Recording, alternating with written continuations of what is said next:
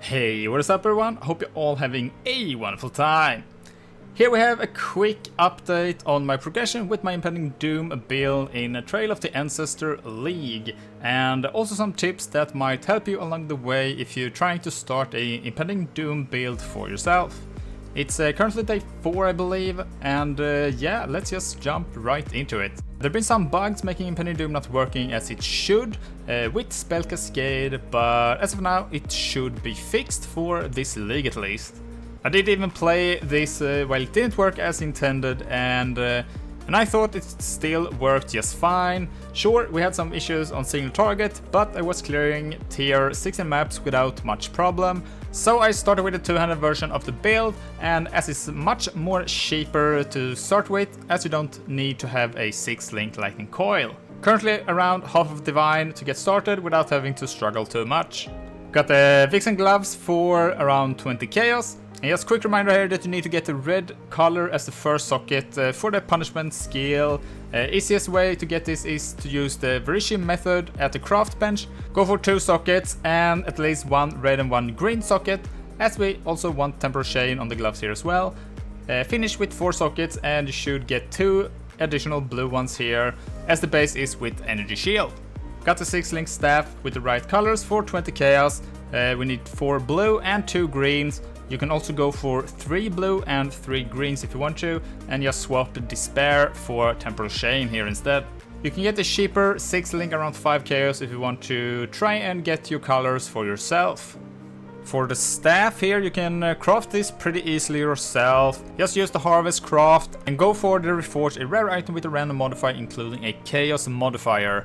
And here you want to go for the Chaos damage over time multiplier, and if you manage to get the open prefix, you can go for the increased Chaos damage here. As well, if you go for the Betrayal one here, which has the Chaos damage and Chaos skill effect duration.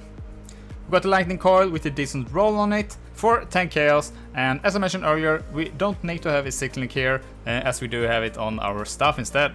Got the Helm here with the physical damage from hits taken as fire, with the open suffix for the increased duration of ailments when focused. For the rings, you just try to get Amethyst base with either strength and health on them. And also here you want the non-challenging skills have minus 7 to total mana cost. This will help a huge amount to be able to cast the curses.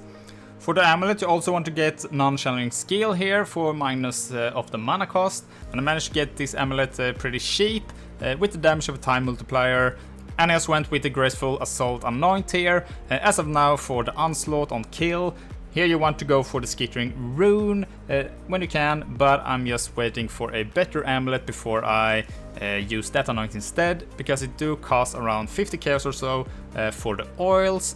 You will need 1 opal and 2 silver to make that anoint.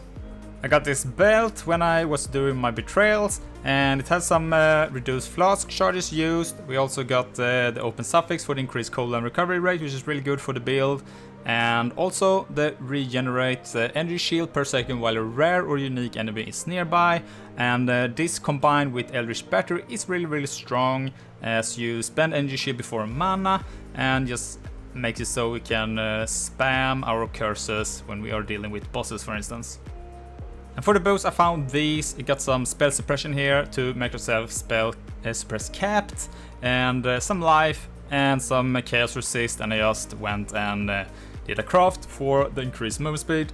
And when we can, we are going to change this for movement speed and onslaught on kill on the boots here as well, when we are changing the anoint for our amulet. And for the flasks here, we went and we got really lucky here. They're all self-made, and I managed to get the 3 charges gained when you're hit on an enemy. All except for the topest one is the last one that we want it for. And yeah, so these are really strong to have, combined with the flask master here, which will recover 4% of life when we use a flask. And this will just be automated. And with the enchant used when charges reach full, will help out tons with survivability, making us just auto heal. Still using a life flask at the moment, but once we get full fist to elemental conversion, we can change this out for another utility flask. Managed to get the Balance of Terror for 20 chaos, and this makes us immune to curses if we cast Despair, and also immune to bleed if you cause vulnerability. I do think I did get it for pretty cheap though.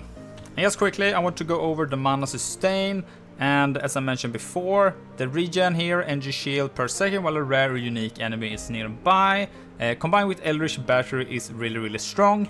You can also go for, I used this node here when I was leveling on the earlier stage, and this makes it so you gain energy shield per enemy killed. It will help like when you are killing packs of enemies, right? And also these non-challenging skills have a negative total mana cost, really helps out, and also the amulet. Another one, if you can, is on your Flasks, get the reduced mana cost of skills. And lastly, the Skittering rune, as I mentioned before, this is the one that we want for our anoint, and it will reduce the mana cost by additional 20% here. But as I mentioned, I'm just waiting for a better amulet base before I anoint this, as it costs around 50 chaos to anoint this. But clearly the build do work without it. And here's some stats from the PoB, a bit over 1 million on the total DPS there, effective hit pool 50k, we are spell suppressed, and almost 50 chaos, 60 evade, so yeah, it's pretty good. We still need like improvements of the staff, obviously. We can get supported skills here, +2. This will increase the damage by a ton, and yeah. The rings, we can get the poison damage and the duration on these. On the hunter base, really strong. Obviously the belt needs some help as well. And yeah, I could go for even more cooldown recovery on the boots as well. We can go for a large cluster with 2 medium clusters on it. And yeah, still do have quite a bit to do. And obviously the physical damage to elemental, we're only at 60 right now, and this we want obviously to 100%. So yeah, some other stuff that I missed for the build, as I mentioned, Skittering runes, and we also need a taste of hate there. There's 50% of physical damage from hits taken as cold damage, and here we want the perfect roll, as it's going to be boosted by all the Flask effects for being the Pathfinder. A Watcher's Eye with fists to any elemental while affected by Purity of Elements is another one that we are wanting to have. And this, same as the other one, is cost around 1 divine. You can get maybe a bit under 1 divine. But yeah, this will make us full conversion from physical damage to elemental. And those are the things I'm currently aiming for. And obviously getting some better bases with life is the main problem right now. We are currently pretty low on life, around 3k, would want to push it up to at least 4k. I put a link to my old guide if you want to check it out for yourself, and might even do a updated version once we are happy with the build. I'll put the PoB to the current one that I'm using as well. If you have any questions, feel free to ask, and also share in the comments what build you've been starting out in a Trail of the Ancestor. Hope it helps, thanks for watching, and don't forget to like and subscribe, and I'll see you in the next one. Bye!